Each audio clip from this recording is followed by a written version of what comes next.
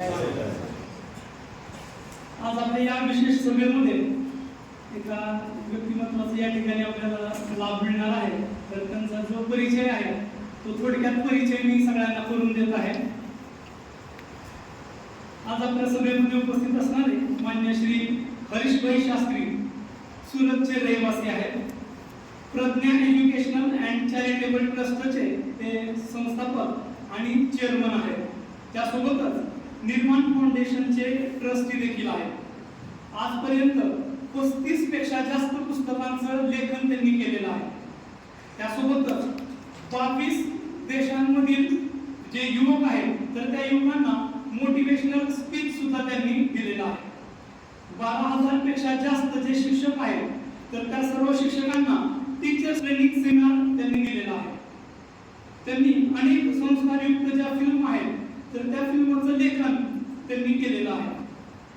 आपल्या सगळ्यांना माहिती आहे की उद्या भगतजी महाराजांचा प्रागटोत्सव आहे आणि त्या उपलक्षामध्ये आपल्याला आज भगतजी महाराजांचे जे जीवन प्रसंग आहेत तर त्याच्यावरती आपल्याला कथामृतचा लाभ या ठिकाणी हरिकृष्णभाई शास्त्री आपल्याला देणार आहेत.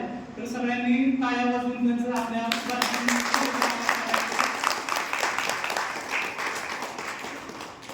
यानंतर श्री हरिकृष्णभाई शास्त्री आपल्याला प्रवचनाचा कथामृतचा लाभ.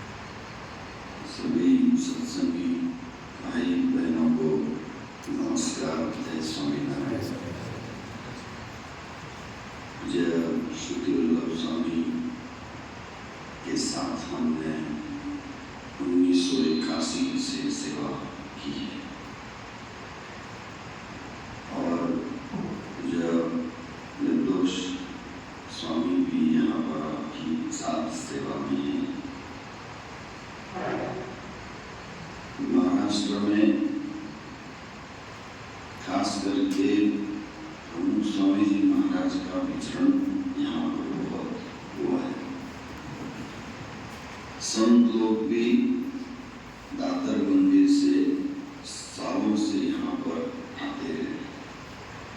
चंद्रभागा के तट पर भगवान स्वामीनारायण पंढरपुर में जब विराजमान थे तो नीलकंठ वर्णी के रूप में महाराज ने भी यहाँ पर कुछ समय बिताया और 3 महीना. और वो जो मंदिर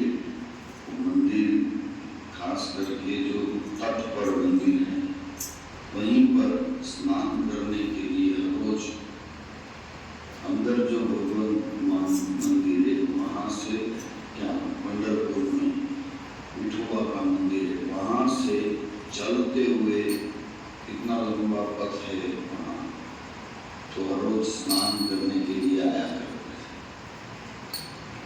तो ये पूरी भूमि एक तीर्थ क्षेत्र है।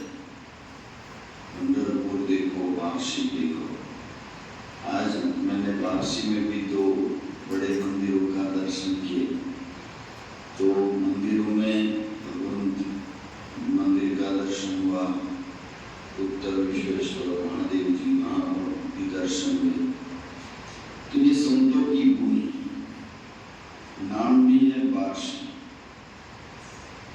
वाराणसी का मतलब तो मुझे आज पता चला कि एकादशी के व्रत के बाद यहाँ पर महाराजा अम्बरीश ने 12 के व्रत का पारण किया था, और वो भी एक चरणामृत, एक चम्मच जल और एक छोटा सा तुलसी दल। और फिर दुर्वासा ने गुस्सा होकर के अपमान किया और भगवान को प्रार्थना की अम्बरीश कि इनके क्रोध से बचा। तो भगवान ने अपना सुदर्शन चक्र छोड़ा था, तो कहाँ से भागते हुए यहाँ पर आए, महादेव जी की स्थापना की। भगवान ने यहीं पर चक्र रोक दिया था, और जहाँ चक्र रोका वहाँ चक्र तीर्थ बना। आज वहाँ के पुजारी महाराज ने बताया कि नीचे बावड़ी है, और बावड़ी के नीचे बड़ा सा जलाशय है, और जब जल नीचे जाता है तो पूरा चक्र कुंड दिखता है। तो ये सारी रहस्यमयी आध्यात्मिक भूमि, भगवान का धन्यवाद मानना चाहिए कि आपको यहाँ पर तीर्थ क्षेत्रों में पूरा निवास करने का अवसर मिला। यहाँ बहुत शांत है। वैसे मैं तो सूरत से आया हूँ, तो सूरत में तो पूरा हल्ला शोर कोलाहल मचा रहता है। यहाँ पर आते तो लगता है मानो आश्रम की भूमि में आ गए। ये जो सत्संग की बात है, ये साधारण बात नहीं है। देखिए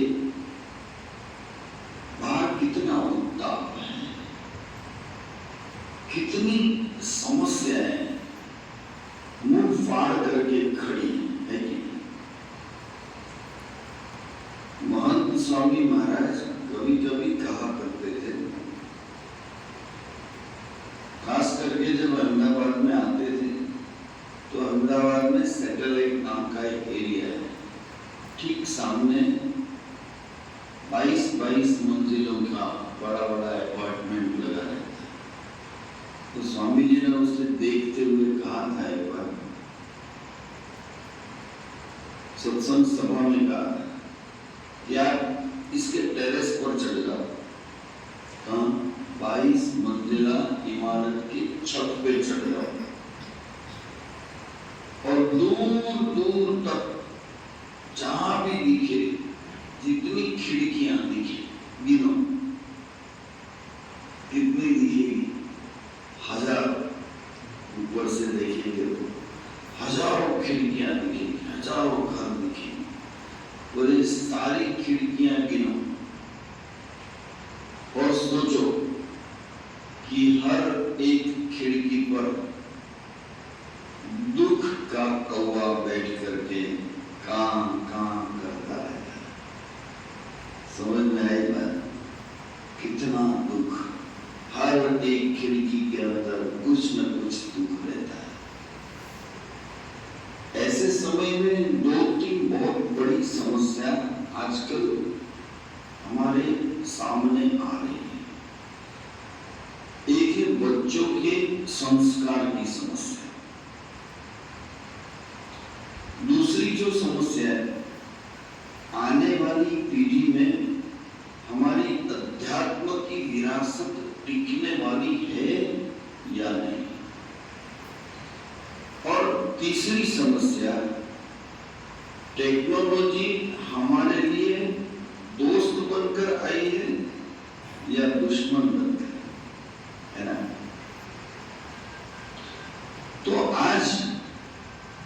थोड़ी सी बात भगत जी महाराज के जीवन के आधार पर इस समस्याओं के निराकरण को देखने के लिए कुछ करें।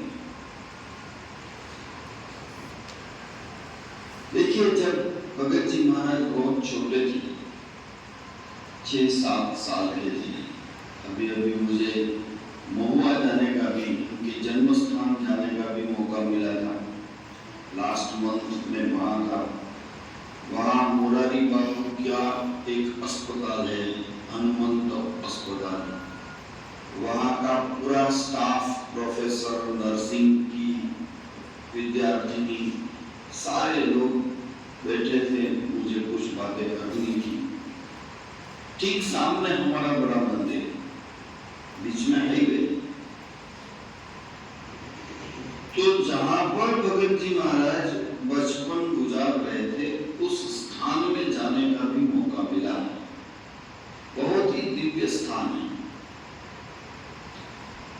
तो जब छोटे थे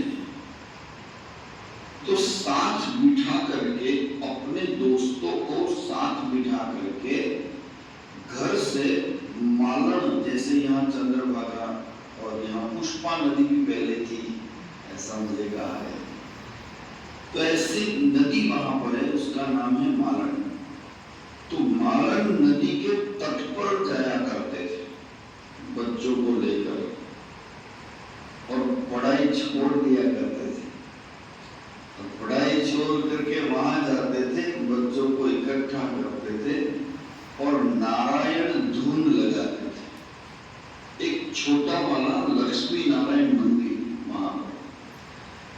तो मंदिर के आसपास हर रोज शाम के समय इकट्ठा करके बच्चों के साथ हाथ में करताल लेकर के नाच गान करते हुए भजन करते थे। तो एक बार वहां के महंत ने, जो वहां बाबा जी रहते थे, तो उसने कहा कि भाई तू इतना छोटा लड़का, पढ़ाई नहीं करनी है क्या?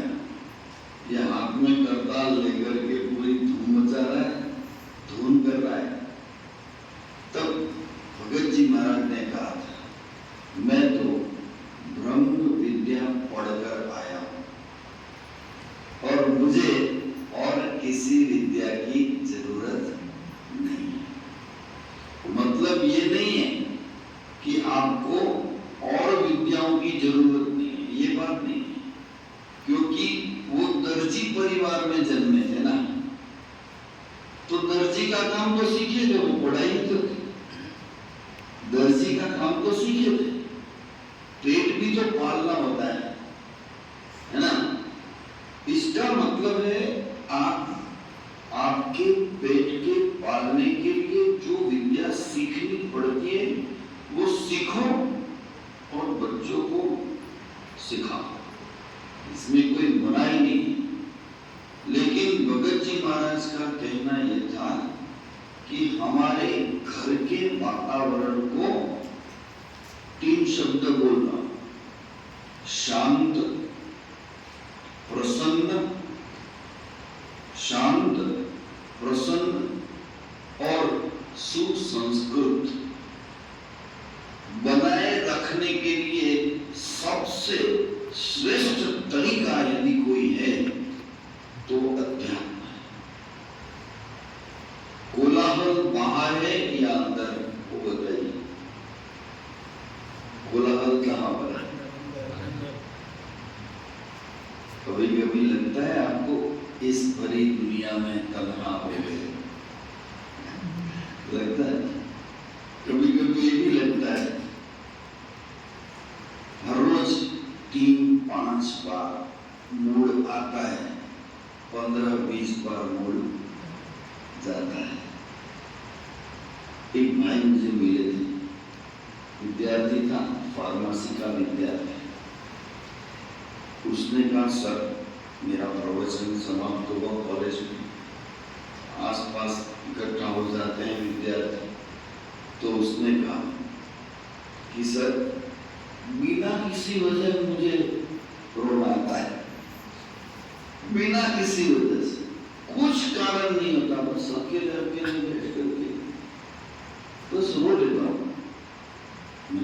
अच्छी बात है भाई,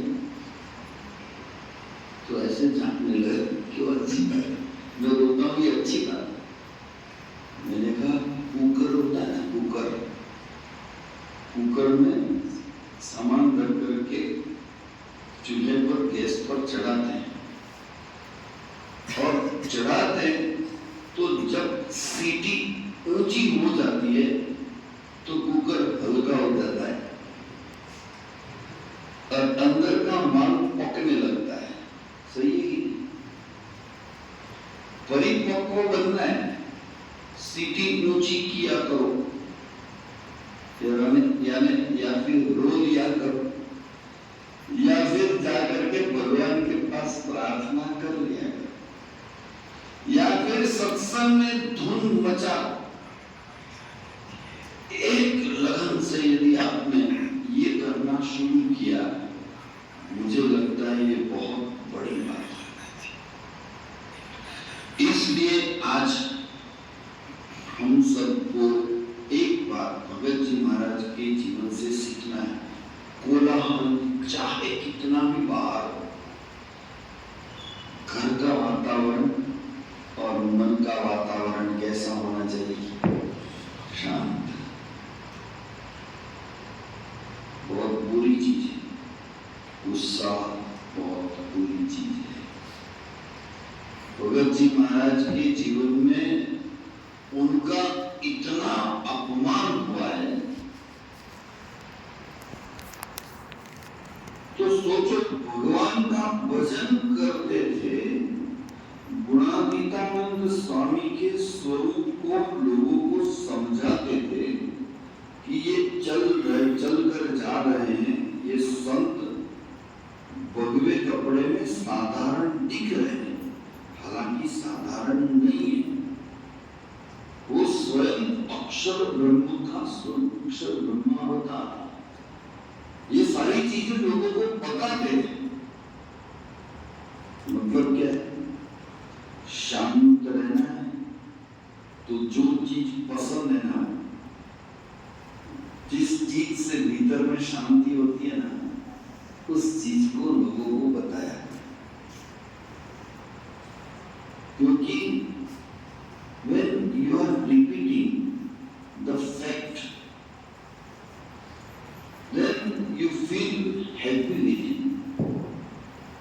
अंदर एक प्रकार की शांति मिलती है। अच्छी फिल्म देखी, समझ लो आपने, अच्छी फिल्म देखी, बिना किसी वजह से लोगों को बता दे कि ये देखो बढ़िया है, ये बता दे। आप रिप्रेजेंटेटिव तो है नहीं उस फिल्म का, प्रचारक के रूप में आपको कोई एक पैसा भी देने वाले तो है नहीं, फिर भी आप खुद स्वाभाविक रूप से प्रचारक बन जाते हैं। क्यों ऐसा होता है? क्योंकि खुशियां बांटने से बढ़ती है ना, खुशियां बांटने से बढ़ती है। भगत जी महाराज को खुशी मिलती थी अपने गुरु के गुणगान में। तो जब आपको गुरु के गुणगान करना है तो भीतर का कोलाहल शांत होगा। समझ में आ रही है? जब भीतर का कोलाहल शांत होगा ना, तो ये सारी चीज बता रहे थे लोगों को।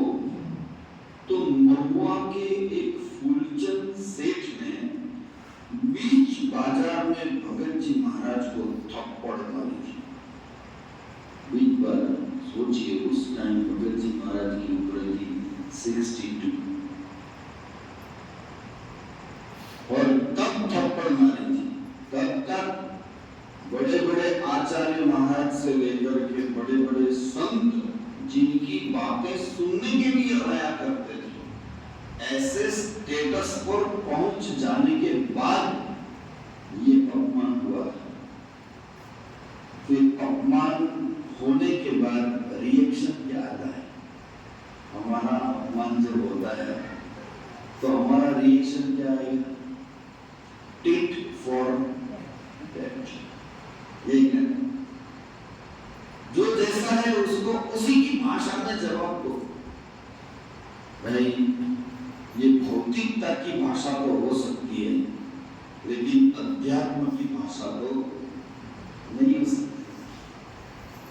तो भगत जी महाराज ने क्या किया, निकल लिया उस अपमान को, जो खुद के अपमान को अध्यात्म की स्थिति पर बैठते हुए निगलना सीख जाता है, वो स्थिर होता है। हेलो, वो क्या होता है? स्थिर होता है। और उसी स्थिरता को श्रीमद् भगवद गीता में कहा गया, स्थितः प्रज्ञस्तदोच्यते। सुख दुख समस्वस्थ समलोष्टाश्मकांचन, यानी सुख और दुख दोनों के तराजू को संतुलित करके रखो। फिर कहा गया समलोष्टाश्मकांचन, लोहा और मिट्टी दोनों को समान समझा करो। यदि ऐसी स्थिति आ गई तो बोले स्थित प्रज्ञस्थ, उसकी बुद्धि यानी कि प्रज्ञा कैसी है? स्थिर है। परिवार में शांति चाहिए, परिवार में शांति चाहिए। अभी अभी मैं जेल में गया था, कार्यक्रम था, मैं जेल में गया था तो मत सोचना भाई उसे उठा करके ले गया। तो वहां 2-5 ऐसे लड़के देखने मिले, अच्छे खासे घर के थे, सुमंत परिवार के लग रहे थे। तो मैंने डीवाईएसपी जो कि हमारे दोस्त हैं उनसे पूछा, वो पहले क्राइम में इंस्पेक्टर थे, अभी बढ़ती हुई तो डीवाईएसपी हुए। मैंने पूछा ये कौन बंदे हैं, अच्छे घर के लगते हैं? तो उन्होंने कहा पूछो ना, उन लोगों को खुद जाकर पूछिए। तो मैंने बुलाया, अब केस चल रहा है, कच्चे काम के कैदी होते हैं ना, पता है ना, जिसके केस चलते उसके वाइट पहनाते नहीं है, अंदर सिविल ड्रेस में होते हैं। तो केस चल रहा है, बात क्या हुई थी इस पर सोचने वाली बात है। सूरत से कीम जाते हुए बीच में छोटा सा गांव आता है, सूरत से करीब 18 किलोमीटर की दूरी पर, नाम है राजनगर। 2 भाइयों के खेत बाजू बाजू में, बीच में एक बड़ा सा सूखा हुआ पेड़ का तना, बस और कुछ नहीं, सूखा हुआ पेड़ का बड़ा सा तना है। पेड़ तो है नहीं, लेकिन उस तने की जो डाली थी, सूखी हुई डाली, वो बीच रास्ते पर झुकी हुई थी।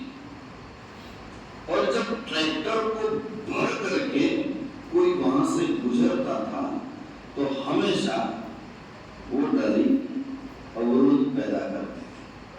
अब क्या करें, 2-5 बार बाहर के लोगों ने समझाया, भाई निकालो। अब बड़े भाई ने छोटे भाई से कहा, तेरे खेत में ये पड़ता है तो निकाल देने यार, हर किसी को अवरोध पैदा करता है, मुझे भी कल तकलीफ पैदा हुई, निकाल क्यों नहीं देता? वैसे ये पेड़ का तना है, सूख गया है पूरा। बोले नहीं निकालना है, बस इतनी सी बात है, कुछ इसमें कुछ है। रात को उसने अपने बेटों से कहा, छोटे भाई ने अपने बेटों से कहा कि बड़े भाई ने कहा कि उसको मैंने बोला है कि निकाल दे, तो नहीं निकालता है छोटा भाई। तो बड़े भाई के बेटों ने कहा कोई बात नहीं, आज रात देख लेना। अपने 5 दोस्तों के साथ गया, साधन सामग्री लेकर के पूरा तला काट करके रखे बदला कर दिया। और जब सुबह महाभारत शुरू, जब अंदर आए खेत में आए महाभारत, पता तो था कि इस पेड़ के तने को निकालने के लिए बहस चालू है और दोनों में आपसी महाभारत छिड़ गया तो छिड़ गया। लाठियां और धारियां और हथियार लेकर के दोनों तरफ जंग छिड़ गई। और सोचो, दोनों भाइयों ने एक दूसरे की हत्या हो गई, तो दोनों ने एक दूसरे को मार दिया। जिस मार काट में ये भाई आपस में इतना ही भाई होते थे, मिल करके ये हादसा किया था। पूरा कांड कर दिया। अब तो कानून अपना काम करेगा कि नहीं करेगा। और सारे 5-6 दोस्त मिल करके दोनों पितराई भाई, पिता मर चुके थे दोनों के, और ये सारे भाई मिल करके जेल में थे। अब पूरा व्यवहार चलाना, खेत खलिहान देखभाल करना किसके सर पर आएगा? महिलाओं के सर पे आएगा। अब सोचो, ये साधारण मामला नहीं था, ये मर्डर था। और मर्डर में जो कॉलम लगती है ना, कलम लगती है, जो कोड लगते हैं ना, तो साधारण थोड़ी होते हैं। आजीवन कैद होती है। आजीवन का मतलब होता है 20 साल की सजा। ये सारे 25-26 के आसपास थे। किसी की तो अभी 2 महीने पहले शादी हुई है, अब 20 साल के लिए अंदर जाएगा तो निकलेगा कब? जब 45-47 के होंगे, बाहर निकलेगा। पूरी जवानी फिजूल हुई। जो सेवा काम करने थे, जो अच्छे काम करके समाज में नाम बनाना था, भाई परिवार में हम इतनी शांति नहीं रख पाते। इन लोगों ने इतना अपमान, भयंकर अपमान सहन किए और फिर भी दिमाग पर इतनी शांति बनाकर रखी। तो पहली बात है, शांत चित्त रहो। भगत जी महाराज का परिवारों के लिए ये खुद के जीवन से दिया गया संदेश है। ऐसी बात नहीं है बोल करके बता दिया, हम तो बोलते हैं, उन्होंने जिया है, जीवन को जिया है। तो सत्संग का मतलब ये नहीं है कि आकर बैठो, सुनो और यहाँ का यही छोड़ करके निकल जाओ। ये तो नहीं होता। तो दूसरी बात है प्रसन्नता, खुश रहना सीखना हर स्थिति में। आजकल लोग हंसना भूल चुके हैं। कभी कभी तो ऐसा लगता है हंसना भूल चुके। आप मुझे बताइए, पिछले 1 महीने में खेल खिला करके आप अपने बच्चों के साथ कब हंसे थे? पिछले 1 महीने में बहुत गहराई वाला भाई सवाल है कि तो भगत जी महाराज के जीवन से प्रसन्नता का ये पैगाम मिलता है। भाई प्रसन्न रहो, हर स्थिति में खुश रहो। बात ये होती थी, भगत जी महाराज जब महुआ से निकले तो कारण ये था कि गोपालानंद स्वामी के साथ उनका बहुत स्नेह था। तो स्वामी जी को कहा गया, स्वामी जी ने कहा कि अब मैं तो रहने वाला नहीं, मेरा शरीर भी नश्वर है। हालांकि संत होते हुए भी शरीर का काम करता है। शरीर तो मेरा नाशवंत है, मैं तो निकल जाऊंगा इस शरीर से। बोले स्वामी जी मेरा क्या होगा?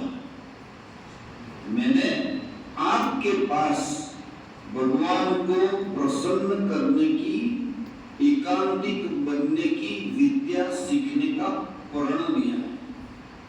मुझे सीखना है। जैसे आप हमेशा प्रसन्न रहते हो, खुश रहते हो, मुझे भी उस स्थिति तक पहुंचना है। मैं क्या करूं? तो रूपानंद स्वामी ने बताया कि मैं तो जाऊंगा, लेकिन तू जूनागढ़ जाना और वहां के मंदिर के महंत ये गुणातीतानंद स्वामी है। गुणातीतानंद स्वामी के पास जा करके बात बताना, तुम्हें जो एकांतिक की स्थिति, एकांतिक का मतलब होता है, एकांतिक स्थिति का मतलब होता है ब्रह्मभूता प्रसन्नात्मा। क्या शब्द क्या दिया है? मेरा शब्द थोड़ी है, श्रीमद् भगवद गीता के शब्द है। तो प्रसन्न आत्मा बनना है तुझे, ब्रह्मभूत बनना है, तो उस संत के पास जा और संत के पैर पकड़ करके मेरे नाम से प्रसन्नता की भीख मांग लेना। जिसके पास जो होता है उसी को मांगा जाता है ना? आप जाकर के रेडी वाले सब्जियां बेचते हैं, वहां जाकर के बोलेंगे 2 हीरे की अंगूठी दो, 5 तोला सोना खरीदना है। क्या बोलेंगे? 5 किलो महंगा मिल जाता है, सोना मेरे पास नहीं है। भगत जी महाराज पहुंचे जूनागढ़, गोपालानंद स्वामी के आदेश के अनुसार वहां जाकर के पैर पकड़ लिए। तो गुणातीतानंद स्वामी ने कहा मुझे पता है, संत हमेशा हमारे अंतःकरण तक झांकते हैं, क्या चल रहा है हमारे भीतर, वो झांक लेते हैं। कौन किस कारण से आया है? प्रसन्नता इस प्रकार की होती है। पता है, देयर आर 4 लेयर्स। एक है फन तो पता है, फन वर्ड वगैरह होता है, फन। आपने आइसक्रीम खाया तो आइसक्रीम खाना मजा आता है ना? कितनी देर के लिए मजा आएगा? 10 मिनट बाद में पानी पिया खत्म, है ना? अच्छा, फिल्म देखने की मजा आता है, अच्छी वाली फिल्म आ रहा ऐसा जो भी कुछ है देख लिया और देख करके मजा आता है। कितनी देर तक? 2.5-3 घंटे। फिर पॉपकॉर्न खाकर बाहर, कुछ न लेना न देना मगन में, है ना? फन का मतलब क्या है? टेम्पररी सुख जो मिलता है उसे फन बोलते हैं। फन से आगे लग्जरी है। क्या है? फन से आगे वाला पार्ट क्या है? लग्जरी है। ये जो जवान बच्चे होते हैं ना, पापा को बोलते हैं पापा अब तो पल्सर लेना है, बोले नहीं लूना चलाओ, वो मकड़ी में धुआने वाला, उसे मकड़ी बोलती। पल्सर दिलवा बुलेट चाहिए, लग्जरी, या फिर कार है आपके पास? अच्छा, कौन ऑल्टो। अच्छा, कहाँ तक पहुँचना है? मर्सिडीज तक पहुँचना है। अच्छी बात है। फ्रीज है आपके घर में? फ्रीज है? हाँ, तो 2 दरवाजा वाला है, 1 दरवाजा। फ्रीज है, बड़ा वाला फ्रीज चाहिए। अच्छा, लेकर आ गए। आसपास के 2-5 पड़ोसियों को, सगे वालों को, सबको पता है फ्रीज नहीं, नया नया 9 दिन। फिर बच्चों ने खेलते हुए कोई बड़े टेबल का कोना अटका दिया और इतना खरोच दरार पैदा हो गई। धीरे धीरे करके मन उतरने लगता है। लग्जरी की जगह पर रहती है। फन 15-25 मिनट का मामला होता है, लग्जरी 8 से 10 महीने का मामला होता है। समझ में आई बात? लग्जरी से आगे हैप्पीनेस क्या है? लग्जरी से आगे वाला पोर्शन क्या है? हैप्पीनेस। भाई आपने, क्या नाम है आपका? हिमांशु भाई, आपने आज 22 तारीख 23 तारीख, तो आपने 3 तारीख को कौन सी सब्जी खाई थी दोपहर? ये कोई पूछने वाला सवाल है? वो तो पता है नहीं, और पता लगा करके याद रखने की जरूरत भी नहीं। सही? अब सोचो, आप छोटे थे और आप घर के बाहर खेलते थे, तो एक भिखारी आया था और उसको बहुत प्यास लगी थी और उसने बड़े प्यार से और गिड़गिड़ाते हुए स्वर में पानी भर के 1 लोटा मांगा था और 1 लोटा पानी अंदर जा करके आपने दौड़ करके उसे पिलाया था। और उसके चेहरे पर जो खुशी, जो संतृप्ति थी, है ना? आप उस समय 4वीं-5वीं में पढ़ते थे, लेकिन वो चेहरा, वो खुशी आपको आज भी याद है। यानी खुद के लिए किया गया खुद को भी याद नहीं रहता, लेकिन दूसरों के लिए किया गया हमें हमेशा याद रहता है। इसलिए प्रमुख स्वामी महाराज कहा करते थे, दूसरों के सुख में हमारा सुख, दूसरों की भलाई में हमारी भलाई, दूसरों के उत्कर्ष में हमारा उत्कर्ष। जब भी आप आज भी याद करोगे तो वो टाइम और वो पूरा प्रसंग, वो पूरी घटना आपके आंखों के सामने आएगी ना, तो आप खुश होंगे, मजा आता है। चलो, जिंदगी में एक काम मुझे अच्छा किया था मैंने, है ना? हैप्पीनेस का मतलब ये है कि when you start to helping somebody। Bhagat ji महाराज ने यही काम किया। हुआ क्या?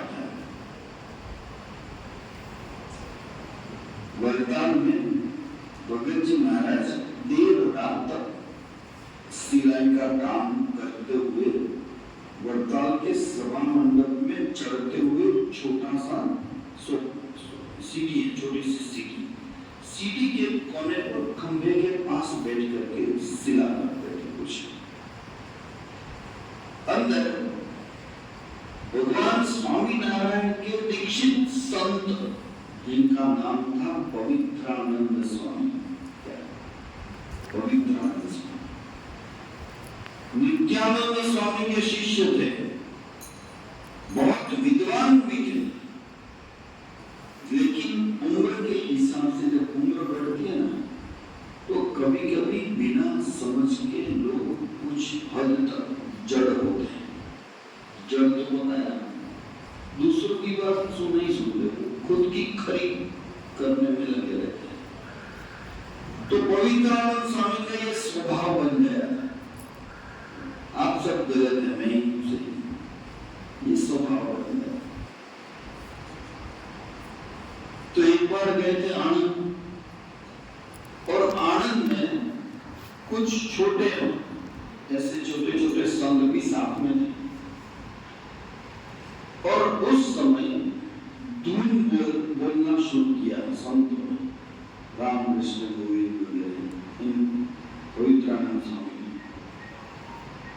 तो जो और नए संत थे ना, उन लोगों ने नया धुन वाला मामला शुरू किया, स्वामी नारायण और लक्ष्मी नारायण, ऐसा कुछ धुन, अलग धुन बोला। वैसे तो आखिर है क्या, धुन तो धुन है, मंत्र तो मंत्र है, चाहे ये बोलो चाहे वो बोलो, फर्क क्या पड़ता है। लेकिन पवित्रानंद स्वामी ने बोला मैं जो बोल रहा हूं वही बोलो। तो संतों ने क्या कहा, छोटे छोटे संतों ने क्या कहा, अब बड़े बुजुर्ग हुए, अपनी तूती चलाना बंद कर।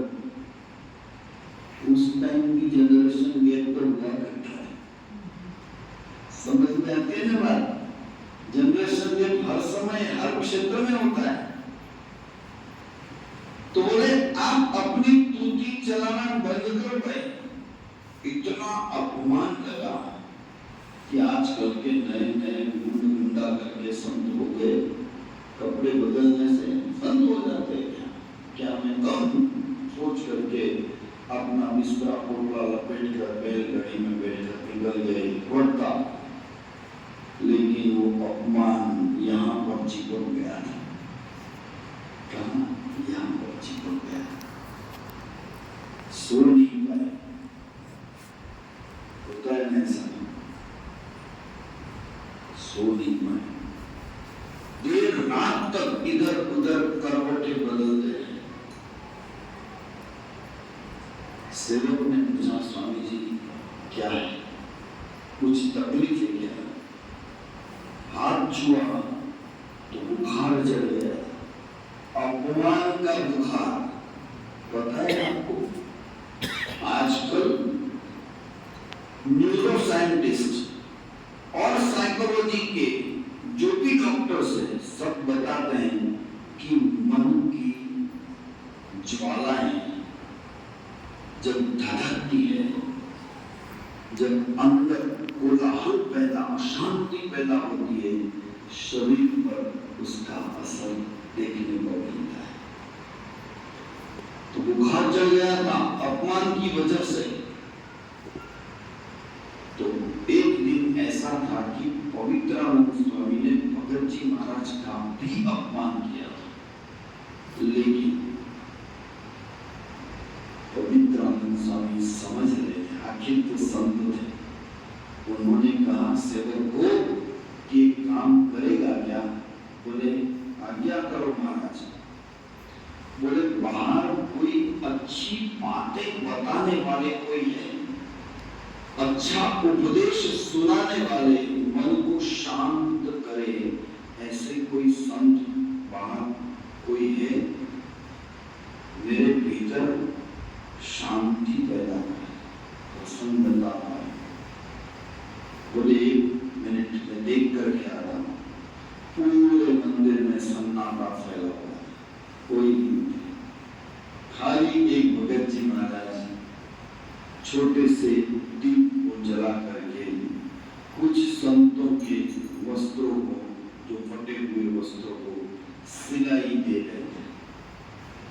अंदर आकर के पवित्रानंद स्वामी से कहा कि बाहर वो प्राग जी बैठा है, बैठे हैं भी नहीं, दर्जी समझते थे लोग। तो बोले बुलाओ, गुणातीत का बच्चा है। क्या बोले?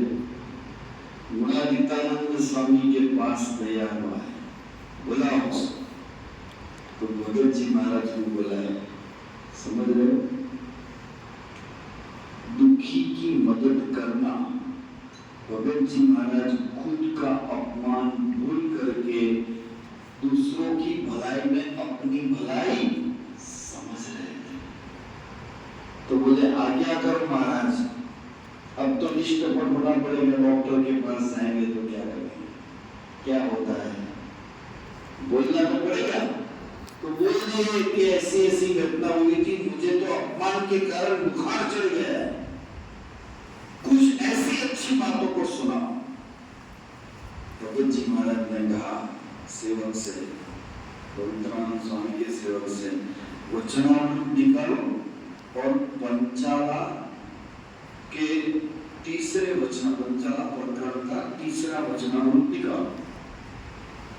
तो तीसरा वचनामृत निकाला, उसमें से निर्माणी होकर के परमात्मा की भक्ति कैसी करनी चाहिए और भगवान की कितनी बड़ी अपरंपार महिमा है, और उस महिमा के आगे हमारा मान और अपमान कुछ नहीं होता।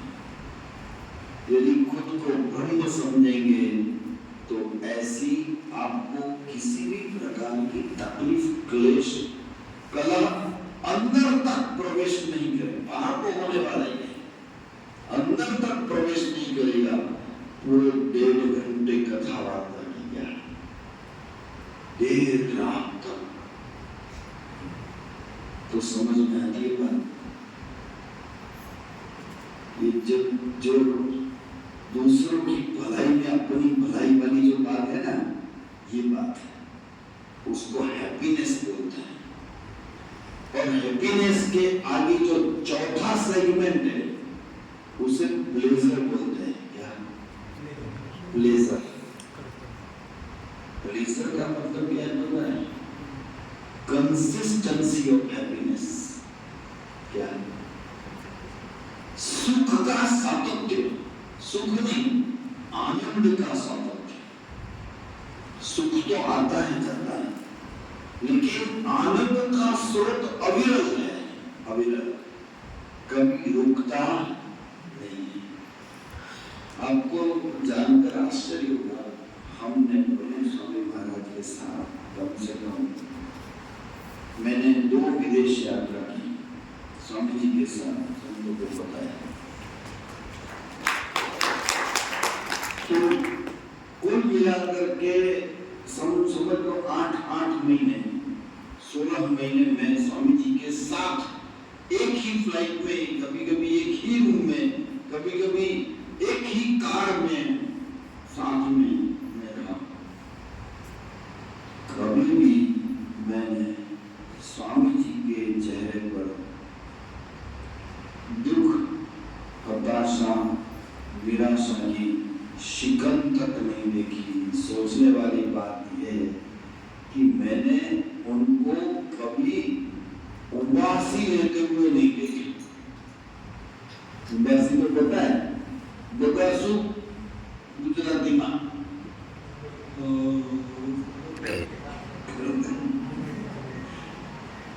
उदासी तक लेते नहीं देखी। और ये उम्र कितनी थी पता है? जब हम गए थे 91 में, यानी उस समय उनकी उम्र थी 71, और जब 96 में गया था उस समय उनकी उम्र थी 76। 20 साल घटा लगा तो पता चल जाएगा। इतनी साल की उम्र में उनको हमने हमेशा के लिए प्रफुल्लित देखा है। तो पता चला आपके घर में आपको किस प्रकार रहना चाहिए भगत जी महाराज के जीवन के हिसाब से, शांत और प्रसन्न। अब तीसरी जो बात है वो है सुख संस्कृत और मूल्य निष्ठ परंपरा वाला घर। हमारा घर सुसंस्कृत और प्रतिष्ठित परिवार हमारे, वो कैसे होता है? सुसंस्कृत परिवार कैसे होता है?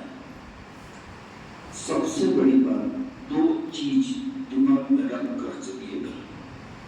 ये जो छोटी छोटी बेटियां यहाँ पर बच्चे बैठे हैं, उनको साथ लेकर हम परिवार को निभाते चलते हैं।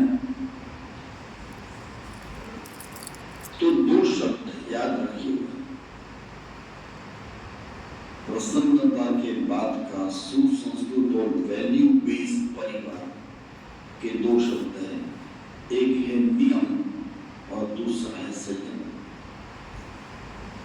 पहला क्या है? नियम और दूसरा है संयम। भगत जी महाराज को नियम दिए गए थे। नियम बाहर से दिए जाते हैं, समझ में आ रही है बात? ट्रैफिक के नियम किसी ने दिए हैं हमें, सरकार के नियम है। स्कूल और कॉलेज के नियम बाहर से दिए गए हैं। सत्संग के कुछ नियम सत्संग दीक्षा के द्वारा हमें दिए गए, तो नियम दिए जाते हैं, वो बाहर से आते हैं। भगत जी महाराज को नियम दिया गया था, उनको उनके हिसाब से नियम दिया गया था। भगत जी महाराज से कहा गया, गुणातीतानंद स्वामी ने बताया, तुझे सेवा करनी है। मंदिर का धर्मशाला का बांधकाम चल रहा, निर्माण कार्य चल रहा था, तो सीमेंट तो थी नहीं उस समय, तो चूने से बांधकाम होता था। अब चूना पीसना होता था, तो पीसने के लिए उस समय वो जो चक्की हुआ करती है ना, गोल गोल घुमा करके, उस चक्की में से धुआं निकलता था। कभी आपने देखा होगा, कैल्शियम में जब पानी डालते हैं तो गर्म हो जाता है, तो धुआं निकलता था। उसमें पैर डाल करके उसको रोंदना पड़ता था, क्योंकि मशीन नहीं थी, हाथ से या पैरों से रोंदना पड़ता था, तो पैरों में घाव पड़ जाते हैं, सारे शरीर में जलन पैदा होती थी। ऐसे समय पर नियम दिया गया कि तुझे सेवा तो करनी है भाई, लेकिन तुम्हें धारणा पारणा का व्रत करना है। क्या करना है? धारणा पारणा। पता है आपको धारणा पारणा क्या होता है? 24 घंटे में समझो, आज खा लिया दोपहर में, ये पक्का धारणा पारणा के बाद। आज दोपहर 12 बजे खा लिया, तो फिर खाना बंद हो जाता है। दूसरा दिन पूरा का पूरा उपवास रहता है, कुछ भी खाना पीना भी वर्ज्य। और तीसरे दिन सुबह कुछ खाना पीना नहीं है, सीधा दोपहर खाना, यानी आज खाया तो परसों खाना। ऐसा नियम 3.5 साल तक गुणातीतानंद स्वामी ने रखवाया। भाई सोचो तो सही, नियम की एक हद होती है, लगता है कि नहीं हमें? भाई सोना बनना है तो भट्टी में तो जलना पड़ेगा। गुड़ बनाना है, गुड़, यहाँ गुड़ का बहुत बड़ा कारोबार है आसपास। गन्ने का रस निकालते, फिर क्या करते हैं? उबालते हैं, और उबाल करके पूरा परिवर्तन कर देते हैं। था गन्ना, और परिवर्तन ऐसा किया कि गुड़ कहला, वही गन्ना गुड़ बनते हैं। समझ में आती है? तो वहां तक तो नियम का पालन घर में होता है, बहुत बड़ी बात। मैंने ऐसे घर देखे हैं,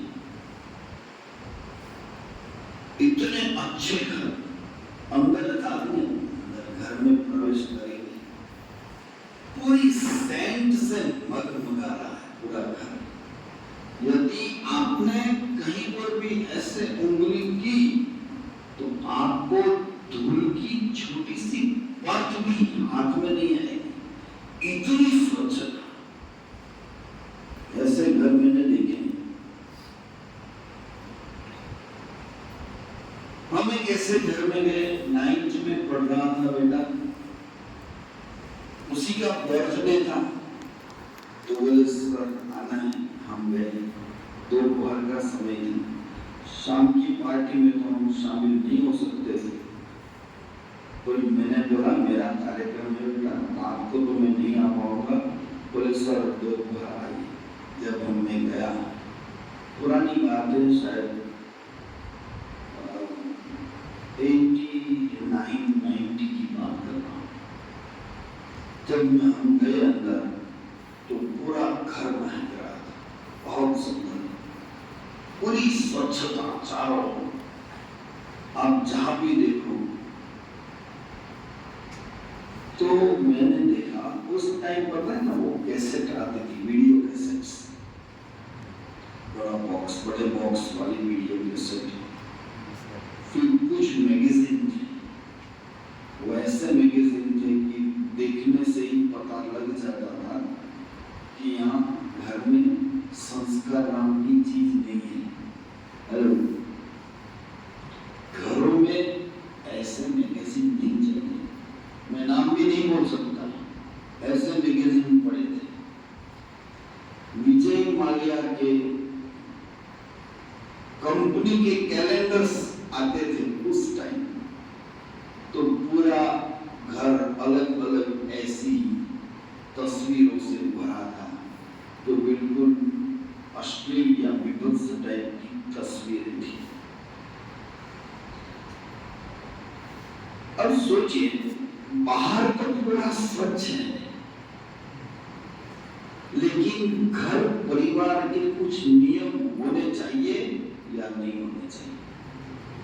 कुछ चीजें घर में शोभा देती ही नहीं, ये नहीं होना चाहिए, तो नहीं होना चाहिए, ये नियम है। 3.5 साल तक एक साधक आज दोपहर खाया तो परसों दोपहर इतनी गर्मी वाली सेवा में प्यास तक बुझा नहीं पाते थे, ऐसे कठिन नियमों का पालन कर रहे थे। और हम कहा गया है कि भाई प्याज लहसुन का नियम रखना चाहिए, प्याज लहसुन वो हमारे लिए वर्ज्य है। इसलिए वर्ज्य क्योंकि हम भक्ति मार्गी हैं।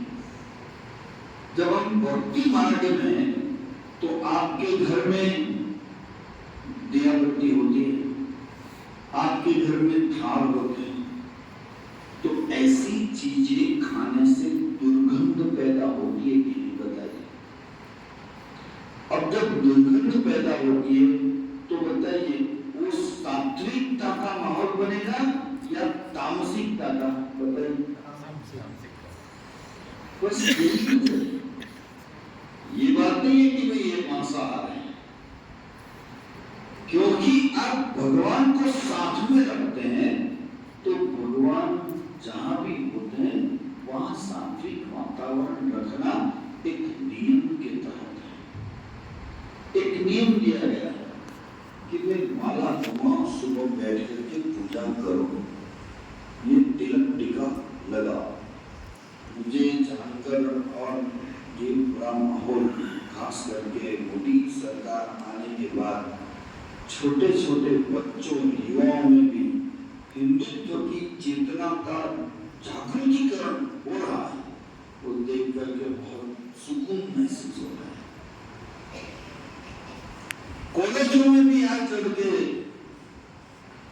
टीका लगा करके आता है, मैंने देखी, मेरे कॉलेजों में भी मुझे बहुत अच्छा होता है, अच्छी बात है।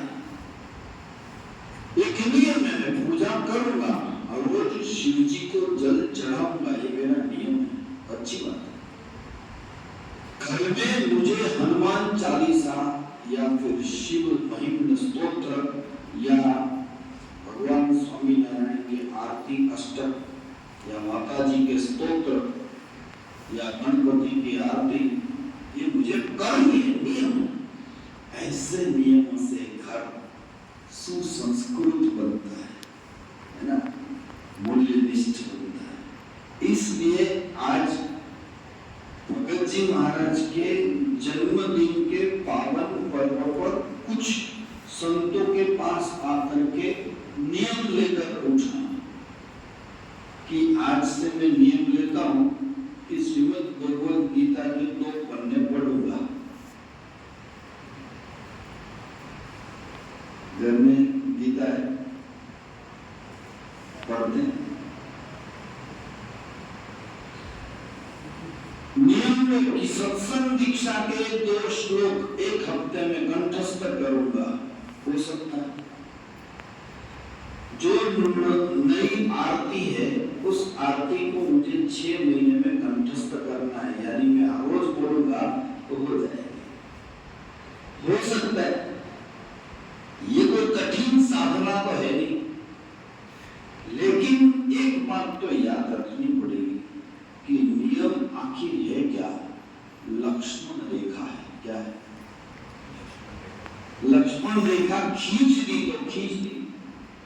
लक्ष्मण जी ने बोल दिया था, मैया इसे लांघकर मत निकलना,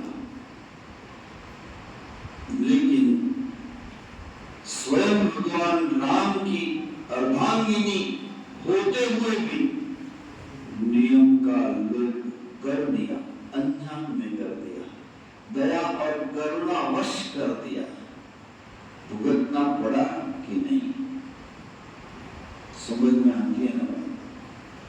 तो घर के कुछ नियम होते हैं, सत्संग के कुछ नियम होते हैं। आप सब क्रिकेट खेलते हैं बेटा? क्रिकेट खेलते हैं। क्रिकेट में बैट्समैन के पीछे 10 स्टंप को रखे जाते हैं। कितने? बैट्समैन के पीछे कितने स्टंप रखते हैं? नहीं, 10 रखेंगे। अब से आज के बाद मैं तो 10 ही रखूंगा। अच्छा, 1 ओवर में कितने बॉल डाले जाते हैं? नहीं, आज से मैं 13 बॉल डालूंगा। मजा आएगा क्या? कोई 13 डालेगा, कोई 15 डालेगा, कोई 5 स्टंप रखेगा, कोई 50 स्टंप रखेगा। क्या लगता है आप? भाई खेल में भी नियम होते हैं, तो खेलने का मजा आता है। तो जिंदगी भी एक खेल है, और उस खेल का मजा लेना है तो नियमों का पालन अनिवार्य है। इसलिए तो सत्संग दीक्षा बनाई ना, इसलिए बनाई। दूसरा शब्द क्या है? संयम। क्या है? सुसंस्कृत जीवन प्रणाली का दूसरा बहुत अच्छा पायदान वो क्या है? संयम। भगत जी महाराज के लिए वो तो दर्जी थे, तो उनके पास गांव की नागर कन्याएं कपड़े सिलाने के लिए आती थी। तो जो बड़े बुजुर्ग थे गांव के, वो तो भी कहा करते थे, खुद मजरें कहा करती थी कि बिना नाप लिए भी भगत जी हमारे कपड़े सिल देते हैं। वो तो ठीक है, लेकिन देव कन्या जैसी महिलाओं के कपड़े सिलने के बाद भी हमने कभी उनकी आंखों में विकार नहीं देखा। ये क्या है? ये क्या है? और नियम बाहर से आता है, संयम अंदर से आता है। समझ में आती है ना? When you control yourself, you will become a different personality. That's called spiritual awareness. वो जो awareness होती है ना, वो संयम की ताकत होती है। भगत जी महाराज ने साधना की थी। ऐसे संयम को लाने के लिए साधना होती है। इसीलिए श्रीमद् भगवद गीता में कहा गया, इंद्रियाणि संयम्य यह आसीत मत्परः। जो इंद्रियों पर संयम रखता है वो मुझ में परायण होता है, वो मुझ में निरत रहता है। मुझ में यानी भगवान कहते हैं वो मेरी तरफ आकर्षित होता है ना, वो संयम से भरा योगी होता है। तो क्या है? डायबिटीज है। हाँ, तो ये 2-4 लड्डू खा लेते हैं, आइसक्रीम खा लेते हैं, तो 2 गोली और जोड़ लेंगे, क्या मिला है खा लो ना। क्या हो गया? ब्रेक कहाँ होनी चाहिए और क्यों नहीं है, तो सीखना पड़ेगा। गुस्सा तुरंत आ जाता है, कंट्रोल। कोई शास्त्री जी महाराज थे ना, शास्त्री जी महाराज के पास भारत के एक समय के प्रधानमंत्री रहे गुलजारीलाल नंदा ने शास्त्री जी महाराज से पूछा कि मुझे इतना गुस्सा आता है ना, कभी कभी मैं शाही से भरा हुआ शीशा टेबल पर रहा हूं, सोनी और पेंटो थी, तो शाही से भरा हुआ शीशा मेरे प्यून पर फेंक देता हूं। इतना गुस्सा आता है कि मेरी कलम को ठोक करके उसकी पूरी नींव तोड़ देता हूं। इतना गुस्सा आता है। How can I control? मुझे कंट्रोल नहीं आता। बस उस कंट्रोल का नाम क्या है? संयम को एक शब्द में करो क्या? Self break. क्या? Self break. Nobody can break you. कोई आपको ब्रेक लगा ही नहीं सकता सिवा संयम के। आप खुद ब्रेक लगाओ। शास्त्री जी महाराज ने क्या कहा? ऐसा गुस्सा आता है बोले तो रोकना है, बोले क्या ब्रेक लगाओगे? बताता हूं। स्वामी ने कहा आपको जब भी गुस्सा है, डोंट रिएक्ट इमीडिएटली, जस्ट आपको क्या करना है? 10 बार आपको स्वामीनारायण स्वामीनारायण स्वामीनारायण स्वामीनारायण बोलना है, फिर गुस्सा करना है। अभी आप बोले स्वामीनारायण, और फिर जब बोलेंगे स्वामी तो 2 बात करनी पड़ती है। तो मंत्र बोलना है और दूसरा गिनना है। गिनना है कि मैं कहां तक पहुंचा भाई। जब 10 बार बोलते हैं ना तो क्या हो जाता है? खून तक मामला पहुंचता है ना, वो गालियों तक अटक जाता है। और गालियों तक पहुंचने वाला मामला वहां तक अटक जाता है। और जा अबे वाला मामला ठीक है भाई छोड़ दो, बात को यहाँ रख दो, रपा दपा कर। क्या होता है? उसी को क्या बोलते हैं? Self break. वही संयम। परिवार में क्या चाहिए और क्या चाहिए? इसलिए सुसंस्कृत परिवार बनाना है तो ये 3 शब्दों को पकड़ कर रखिए और पवित्रानंद स्वामी के प्रसंग से एक और बात जोड़िए कि भाई देर रात तक कथा वार्ता की। क्या की? कथा, फिर क्या आता है? वार्ता की। मुझे बताइए, यहाँ माताएं बहनें भी बैठी है, पिता भी बैठे, बच्चों को आपने, बड़े बुजुर्ग भी बैठे हैं,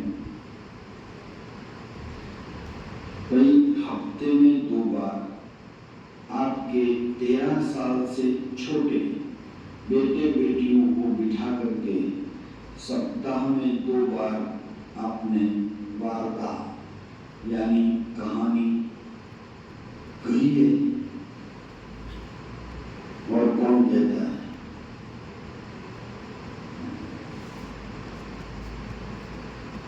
मोबाइल ने सब कुछ छीन लिया।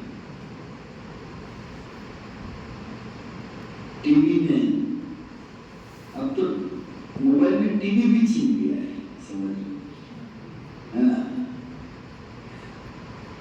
मोबाइल ने सब कुछ छीन लिया।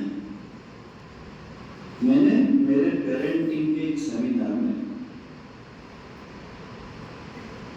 माताओं से पूछा, क्या बताइए हाथ उठा करके कि आपने अपने बेटे बेटियों के लिए कहानी कहने के लिए कितना टाइम दिया? कौन बता दिया? तो 2-4 बहनों ने हाथ उठाया। मैंने बोला देखो परसेंटेज देखो, 1200 बहनें बैठी थी, कम से कम नहीं थी, 1200 माताएं बैठी थी, तो 5 हाथ उठे। तो फिर मैंने कुछ समझा ही बातें। फिर जब खत्म हुआ, सेमिनार समाप्त हुआ, तो आसपास 2-5 माताएं आ गई। एक माता ने मुझे कहा कि सर होता है क्या, हम तो कहानी कहते हैं, लेकिन क्या होता है पता है, आज कहानी कही तो कल आकर खड़ा रह जाता है, मम्मी कहानी। अब हर रोज में कहानी कहां से लाऊं? हर रोज में कहां से कहानी लाऊं? 1 2 5 10 का स्टॉक होता है, और क्या?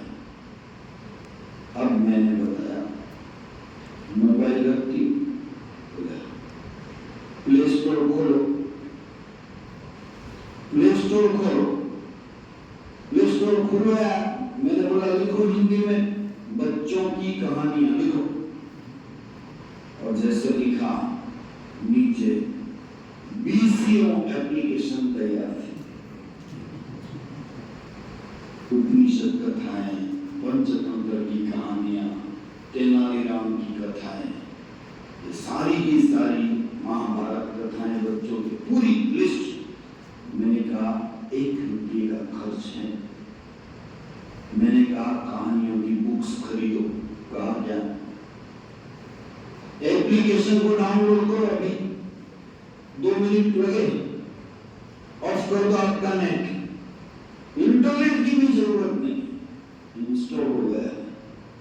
अब आप गिनो कितनी कहानियां हैं? 240। उस एप्लीकेशन में कितनी कहानियां हैं? 240 कहानियां हैं। पूरा साल बीत गए। फिर उस अनइंस्टॉल करके दूसरी लगाओ, 2 मिनट लगेगा वार्ता पढ़ने में, और 10 मिनट लगेगा बात कहानी सुनाने। कितनी बड़ी बात है! टेक्नोलॉजी कितना बड़ा चमत्कार, कितनी बड़ी दोस्ती है, लेकिन वो कुछ नहीं कर रहा है। बस बंदरों की, कुत्तों की, बिल्लियों की रील्स पे रील्स देखते चलो, न जाने कहां कहां से हरि अनंत, हरि कथा अनंता। इंटरनेट की रील अनंत, और उसकी कथा भी अनंता। देखते चलो, वेस्ट ऑफ टाइम करते चलो। भगत जी महाराज बताते हैं, परिवार को शांत, प्रसन्न और सुसंस्कृत बनाए रखना है, तो इस आधार पर चलना सीखिए, तो गुरु भी प्रसन्न होते हैं, इष्ट देव भी प्रसन्न होते हैं। मुझे लगता है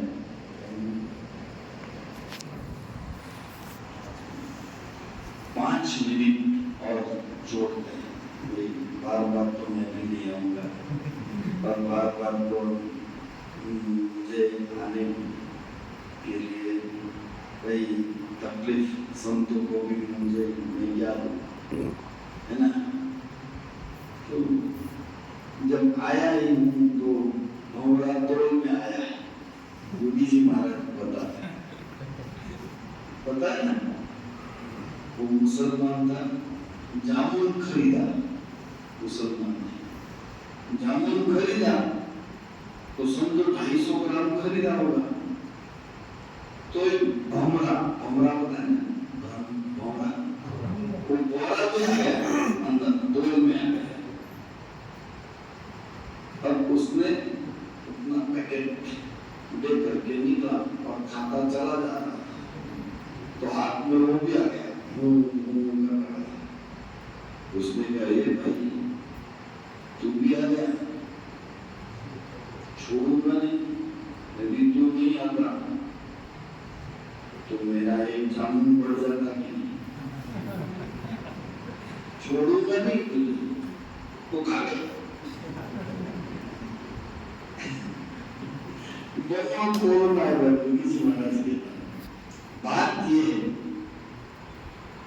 कि भगत जी महाराज के जीवन से और बहुत ही महत्वपूर्ण बात सीखनी है, और वो क्या है, वो है फिजिकल सेवा में अपना मन, तन और वचन, इससे फिजिकल सेवा में जुड़ना। एक तन की सेवा हो गया है फिजिकल, मन की सेवा हो गया है सभी का गुणगान गाते रहो, बहुत अच्छे आप, बहुत अच्छे, ये तो बहुत अच्छी बातों को स्वीकार करो, दूसरों की अच्छी बातों को स्वीकार करो। इसको बोलते थे हर एक को मैं ब्रह्म की मूर्ति मानता हूँ, ये मन की सेवा है। और तीसरी जो सेवा है वही वचन की सेवा। आप यहाँ पर कितने यहाँ पर अभी विराजमान हैं, शायद 70 के आसपास। माता जी को मिला लो तो और भी जोड़ देते हैं 50, कुल मिलाकर 120। अब आप सोचिए 120 ने ठान लिया कि मैं आज बारिश में, ये मंदिर है, हर रविवार को सत्संग सभा होती है, यहाँ सुबह शाम आरती होती है, कभी आना, क्योंकि प्रभु स्वामी महाराज ऐसे संत हैं, मोहन स्वामी जी ऐसे संत हैं, उनका यह प्रासंगिक स्थान है, ये भी एक तीर्थ है, आना। ऐसी बात हर रोज मुझे 2 आदमी को कहनी है, तो 2 लोगों को बतानी है। तो आज ये 120 हर रोज 2 को बताएंगे, तो हर रोज कितने लोगों को यहाँ मंदिर है का मैसेज मिलेगा? कितने लोगों को? 240। कल और भी आप ये काम करेंगे। अब सोचिए 1 महीने में कम से कम 60,000 लोगों को ये बात जाएगी। अच्छी बातें बताने के लिए आप स्वयं खुद एक प्रचारक हैं। तो भगत जी महाराज ने खुद अपने कंधे पर गुरु की महिमा बताने की जिम्मेदारी खुद ली थी। मेरे गुरु गुणातीत है और अक्षर है और मोक्ष चाहिए तो उनकी शरण में आना पड़ेगा। शास्त्री जी महाराज को उन्हीं ने तो बताया था। फिर शास्त्री जी महाराज ने अपने कंधों पर जिम्मेदारी उठाई और देखिए आज पूरी BFPS का डंका अबू धाबी मुस्लिम देश में भी बज गया है कि नहीं? एक इंसान जब एक इंसान को सच बताता है ना, तो सच की गूंज पूरे ब्रह्मांड में गाजने लगती, समय लगता है। लेकिन आप आज से शुरू क्यों करो? भगत जी महाराज से ये सीखना है। वचन की सेवा, बोलने में हमारा क्या आता है भाई? यहाँ तो कोई जेब से खर्चा तो निकालना है नहीं, पैसे तो जाता नहीं। तो दूसरी बात है फिजिकल सेवा। कुछ बातें ऐसी हैं, कार्यकर सुवर्ण महोत्सव की जय बोलते हैं। किसकी जय बोलते हैं? कार्यकर सुवर्ण महोत्सव। तो कार्यकर कौन है? जो सफेद वस्त्र पहनते हैं, जिसको संतों ने नॉमिनेट किया है, वही कार्यकर। हम कौन है? हम तो कुछ नहीं, हम कहाँ कार्य करें। जब ऐसी सोच आती है तो फिजिकल सेवा में दिमाग लगता ही। हमने ऐसे एक्सपेरिमेंट किए थे। प्रमुख स्वामी महाराज अहमदाबाद में थे। जोली का पर्व था, उत्तरायण। तो उत्तरायण के पर्व पर बड़े बड़े लोगों ने बहुत दान दिया। स्वामी जी थे तो 40-40, 50-50 लाख रुपए दान में एक आदमी देते थे। किसी ने ट्रैक्टर दिया, किसी ने कार दी, किसी ने ये दिया, किसी ने अपना जमीन का प्लॉट दिया। ऐसे बड़े बड़े लोगों की हमने यादी बनाई। कुल मिलाकर के 150 लोग हुए।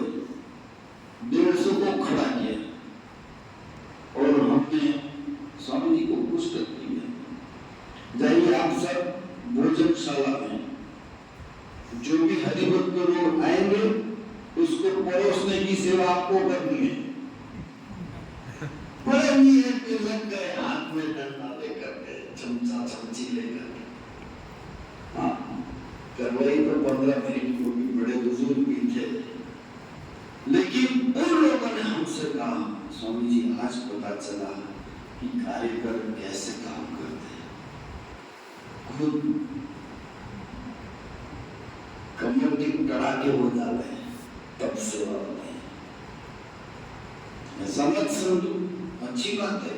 आपने सांगली और यहाँ हल्दी और वो ये सारी चीजें प्रमुख स्वामी महोत्सव के लिए इकट्ठा किया, वहां तक भेजा।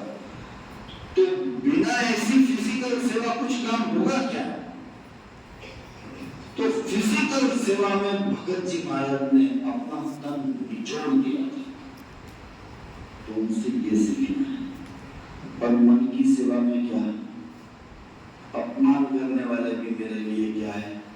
ब्रह्म की मूर्ति। तो कुछ होता है भाई, साथ में रहते हो ना, घर में साथ में रहते हो ना, गलतियां दिखाई देती है एक दूसरों की। गलतियां तो होती है कि नहीं, कमजोरियां होती है कि नहीं। फिर हाथ में झंडा लो और सोसाइटी में निकलो, हमारे घर में यही चल रहा है। ऐसा होता है क्या? कोई करता है? क्यों भाई? घर की बात घर में, बाहर नहीं। क्योंकि ये कौन है? अपने तो अपने होते हैं, बाकी सब सपने। ये अपने है तो अपने, तो गलतियां होगी तो होगी भाई। उसको सुधारने की जिम्मेदारी इन लोगों को सौंप। लेकिन हमें दूसरों की कमजोरियों का बोझ सर पे उठाना नहीं।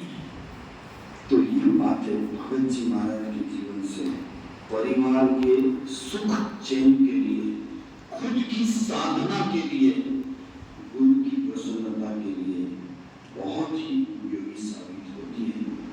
आज उनके जन्म जयंती के अवसर पर हम उनके चरणों में प्रार्थना करते हैं कि आपने जैसे शास्त्री जी महाराज को बना दिया, आपने जैसे खुद को ब्रह्म स्वरूप बना दिया, प्रसन्नता के उस शिखर तक पहुंचे, हमें भी आपके जीवन से कुछ साधक से सिद्ध होने का प्रसाद प्राप्त हो। यही हम उनके चरणों में प्रार्थना करते हैं।